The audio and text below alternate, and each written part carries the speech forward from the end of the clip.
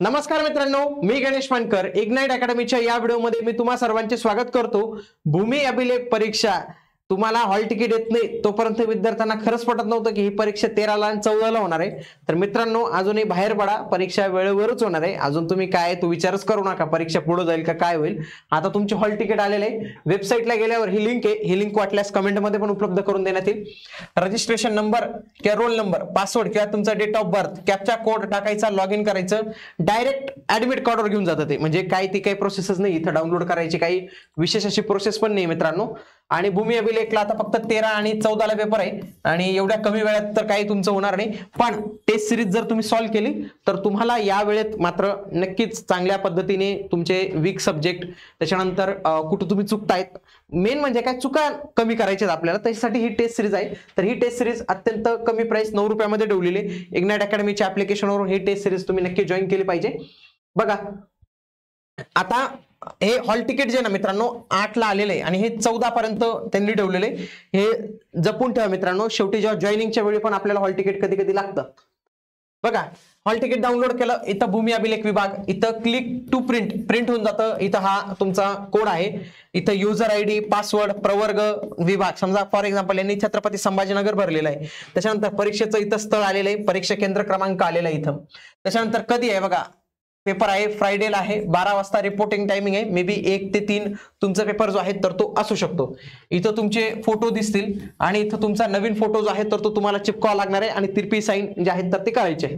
तर या सगळ्या गोष्टी आहेत. बघा, परीक्षेत येताना त्यांनी स्पष्ट म्हटले की परीक्षेत येताना सोबत फोटो चिटकवलेले प्रवेशपत्र आणि सध्या ओळखीच्या पुरावाची मूळ प्रत आणि एक छायांकित प्रत. म्हणजे काय, जसं की आधार कार्ड घेऊन जायचं आणि आधार कार्डची एक झेरॉक्स घेऊन जायची. आधार कार्ड नसेल तर पॅन कार्ड, पासपोर्ट, भरपूर अशा काही गोष्टी दिल्या. ज्यांच्या नावात बदल असेल त्यांनी गॅजेटेड आणि विवाह प्रमाणपत्र या ज्या डॉक्युमेंट्स आहेत तर ते इथं घेऊन जायचे. तर या सगळ्या गोष्टी ज्या आहेत तर ते तुम्हाला पाळायच्या आहेत. सोबत इथं हस्ताक्षराचा नमुना असेल, ओळखपत्र, डाव्या हाताचा ठसा, उमेदवाराची सही, पर्यवेक्षकाची सही. तर हे या इथं काही गोष्टी ज्या आहेत तर ते इथं दिलेलं आहे. ओके, परीक्षा ऑनलाईन घेतली जाईल. परीक्षेच्या वेळी वेबसाईटवर लॉग इन करण्यासाठी तुम्हाला तुमचा युजर आयडी, पासवर्ड एंटर करावा लागेल. स्क्रीनवर दिसणारे नाव आणि इतर माहिती आपलीच असल्याची बरोबर करून खात्री करून घ्यायची आणि युजर आयडी, पासवर्ड त्रयस्थ व्यक्तीला सांगितलं गेल्यास जबाबदारी आणि जोखीम उमेदवाराची राहील. हे इथं स्पष्ट त्यांनी नमूद करून दिलेले. तसेच इतरही काही उमेदवारांनी त्यांनी सूचना ज्या आहेत तर ते इथे दिलेल्या आहेत. म्हणून या सगळ्या सूचना आत्ताच व्यवस्थित पद्धतीने बघून घ्या. त्यांनी स्पष्ट म्हटले, ज्या उमेदवारांनी आपल्या नावात बदल केलेला आहे अशांनी राजपत्रित अधिसूचना, विवाह प्रमाणपत्र, शपथपत्र, बॉन्ड पेपर या ज्या काही गोष्टी आहेत तर तिथे घेऊन जायच्या, तरच तुम्हाला एंट्री जी आहे तर ते देण्यात येईल, नाहीतर अन्यथा तुमची एंट्री नाकारली जाणार आहे. त्यासोबतच बायोमेट्रिक करण्यासाठी तुमच्या हातांचे ठसे घेतले जातात. पण ज्यांची बोटावर कसलाही थर असेल, फॉर एक्झाम्पल शाई, मेहंदी किंवा रंग असेल, त्यांनी तो धुवून टाका, कारण की त्याच्याशिवाय ते बायोमेट्रिक जे आहे तर ते कम्प्लीटच होत नाही. उमेदवाराने सोबत बॉल पॉइंट पेन आणि स्टॅम्पिंग पॅड आणावयाचे आहे. आता काही घेऊन जायची गरज नाही, ते तर राहतात त्यांच्याकडे. म्हणजे काय, बॉल पेन घेऊन जा पण हे स्टॅम्प इंक पॅड काय घेण्याची आपल्याला गरज पडत नाही, राहतं ते. कच्चे काम करण्यासाठी कागद ते पुरवतील आणि परीक्षा संपल्यानंतर कागद परीक्षा याच्यातच जो आहे तर तो तुम्हाला जमा करावा लागणार आहे. इथं स्पष्ट म्हटलेलं आहे. ठीक आहे. परीक्षा स्वरूपाबद्दलची माहिती देणारी पुस्तिका भूमी अभिलेखच्या संकेतस्थळावर प्रसिद्ध करण्यात आलेली आहे. सदर माहिती पुस्तिका डाउनलोड करून त्याचे अध्ययन करावे.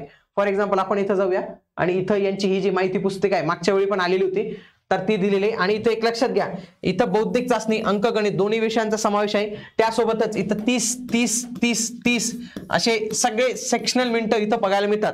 प्रत्येक सेक्शनला तुम्हाला इथं जो आहे तर तो इथं वेळ तुम्हाला बघायला मिळणार आहे. आणि इथं आता 4च ऑप्शन इथं दिलेले आहेत. म्हणजे काय, भूमी अभिलेखला आपल्याला 4च ऑप्शन जे आहेत तर ते बघायला मिळतील मे बी, कारण की इथं 4 ऑप्शनचं त्यांनी जे आहे तर ते एक पॅटर्न जो आहे तर तो इथं दिलेला आहे. सगळ्या काही सूचना दिलेल्या आहेत. या सगळ्या सूचना तुम्ही जे आहेत तर ते एकदा रीड करून घ्या. आणि परीक्षेला आता कमीच वेळ उरलेला आहे आणि याच्यासाठीच आपण आपले रिव्हिजन सिरीज सुरू केलेले आहेत. सध्या आता तुम्ही लेक्चर पाहत असाल तर आत्ताच बाजूला जे आहे तर ते बोडके सरांचं इंग्लिशचं लेक्चर चालू आहे, ते तुम्ही पाहू शकतात.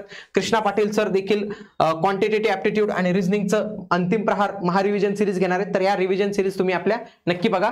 भेटूया पुढील व्हिडिओमध्ये. तोपर्यंत जय हिंद, जय महाराष्ट्र, धन्यवाद.